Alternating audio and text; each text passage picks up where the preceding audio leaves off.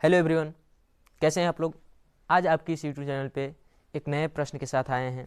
आज का प्रश्न है कि बिहार में शिक्षा की स्थिति कैसी है, स्कूलों की स्थिति कैसी है, किस प्रकार से प्रारंभिक शिक्षा की स्थिति बेहतर है या ख़राब है, किन किन प्रकार की समस्याएं हैं बिहार में, उनके बारे में कुछ हम बातों को चर्चा करेंगे और ख़ास तौर पे इसके बारे में जानेंगे कि स्थिति हमारा कैसा है और कैसे इसको हम बेहतर कुछ हद तक बना सकते हैं।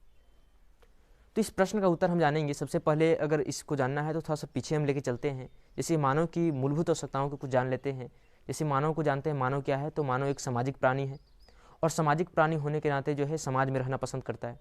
कोई व्यक्ति नहीं चाहेगा कि हम अकेला में रहें। तो ऐसी स्थिति में मानव की जो है कुछ मूलभूत आवश्यकताएँ होती है, जिसमें से एक शिक्षा भी है। मूलभूत आवश्यकता क्या है? 5 होती है, जो बहुत इंपॉर्टेंट होता है। रोटी, कपड़ा, मकान और स्वास्थ्य और शिक्षा, ये 5 है, जिसमें शिक्षा भी एक है और शिक्षा के बारे में आज हम चर्चा करेंगे। रोटी कहने का मतलब है खाना से, कपड़ा समझ ही रहे हैं आप, अब मकान कहने का मतलब है एक आवास होना चाहिए। रोटी, कपड़ा, मकान हो गया। और शिक्षा और स्वास्थ्य, स्वास्थ्य मतलब हमारा स्वास्थ्य कैसा है, बेहतर है, हम अच्छे हैं, स्वस्थ हैं कि नहीं स्वस्थ हैं, ये। और शिक्षा, जिसके बारे में चर्चा करेंगे। तो आज हम जब बिहार की शिक्षा की स्थिति देखते हैं तो पहले की अपेक्षा लगातार इसमें वृद्धि हो रहा है और आज शिक्षा की स्थिति इसका बेहतर होते जा रहा है, इसकी स्थिति में सुधार हो रहा है। लेकिन फिर भी आज शिक्षा की स्थिति आज इसका इतना बेहतर नहीं है जितना अन्य राज्यों को देखने को मिलता है। आज भी इसकी शिक्षा की स्थिति में जो है पिछड़ा हुआ राज्यों की श्रेणी में जो है बिहार को रखा गया है।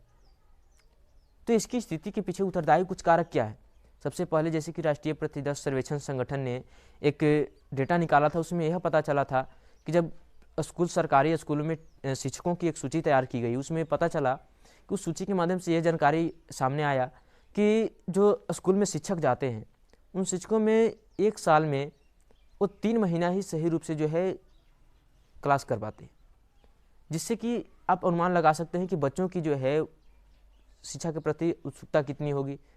सबसे पहला तो कि बिहार में लोग, ज़्यादातर लोग जो गरीब हैं, गरीब होने के कारण उनके परिवार शिक्षा के महत्व को नहीं समझ पाते हैं और इस महत्व को नहीं जानने के कारण जो है अपने बच्चों को जो काम वो कर रहे हैं उसी कार्य में संलग्न कर लेते हैं।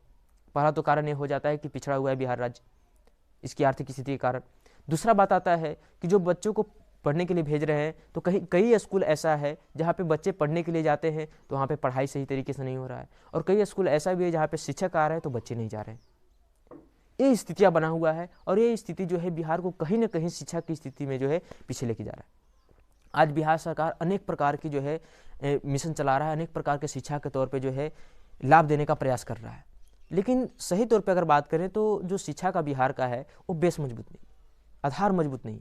और कोई भी कार्य हम कर रहे हैं अगर आधार हमारा बेहतर नहीं हो पाता है तो हम कोई भी कार्य को आगे जाके जो है, जैसे मकान बना रहे हैं, मकान का अगर आधार बेहतर नहीं होगा तो मकान को अगर ज़्यादा ऊंचाई तक हम ले जाते हैं तो मकान आगे जाकर गिर सकता है। तो यही स्थिति आज बिहार का। बिहार में जो है जो नीचे की जो प्राथमिक शिक्षा होता है, प्रारंभिक शिक्षा जो है उसमें बेहतर स्थिति नहीं है। बहुत सारे स्कूलों में हमने जाकर भी देखा है, उन स्कूलों में स्थिति बहुत ही बेकार है, दयनीय। और ऐसी स्थिति रहेगा तो आगे चलकर बच्चा क्या करेगा? सरकार पढ़ने के लिए आज जो है 7 निश्चय योजना के तहत 4 लाख रुपया देती है। अनेक प्रकार के, जितना आपको अगर बात करें तो स्कॉलरशिप जितना बिहार में दिया जा रहा है अन्य राज्यों के पीछे बहुत ज़्यादा है। पढ़ने के लिए बहुत ज़्यादा सरकार पैसे खर्च कर रही है। लेकिन अगर प्रारंभिक शिक्षा को अगर बेहतर किया जाए, मजबूत बनाया जाए, तो आने वाला भविष्य में जो बच्चे हैं वो बेहतर हो सकेंगे। आज बहुत सारे विद्यार्थी जो बिहार को छोड़कर दूसरे राज्य में पढ़ रहे हैं, उन सभी विद्यार्थियों के पीछे कारण क्या है? अगर बिहार में उतना बेहतर पढ़ाई होता, उतना शिक्षा बेहतर रहता तो आज जो बाहर जाकर क्यों पढ़ते? और सरकार जो लोन दे रही है उससे भी बहुत सारे बच्चे जो है बाहर जाकर पढ़ रहे हैं, उस लोन का फायदा उठा रहे हैं। अगर वैसी स्थिति हमारे अगर अर्थव्यवस्था के क्षेत्र में सरकार अगर आर्थिक क्षेत्र में सहायता कर रही है तो अगर बिहार में ही उस प्रकार की यूनिवर्सिटी, उस प्रकार के कॉलेज रहते तो पैसा बिहार में ही रह जाता, तो बिहार के लिए ही लाभदायक होता। तो सभी बातें जो है स्थितियाँ देखने को मिलता है जो कि कहीं ना कहीं हमारे अर्थव्यवस्था से जुड़ा हुआ है, हमारे शिक्षा की स्थिति खराब, दयनीय होने से जुड़ा हुआ है। और बहुत सारे स्कूल में बच्चे जाते हैं तो वहाँ से आधा समय में भाग आते हैं। कई को उनके माता पिता उस बातों को नहीं समझ पाते हैं, और कई लोग अगर पढ़ना भी चाहते हैं तो आर्थिक स्थिति की मजबूरी के कारण जो है आगे नहीं पढ़ पाते। तो कुछ इस प्रकार की बातें हैं जो कि कहीं ना कहीं बिहार को जो है आर्थिक पिछड़ेपन होने के कारण शिक्षा में भी जो है पिछड़े हुए किया है।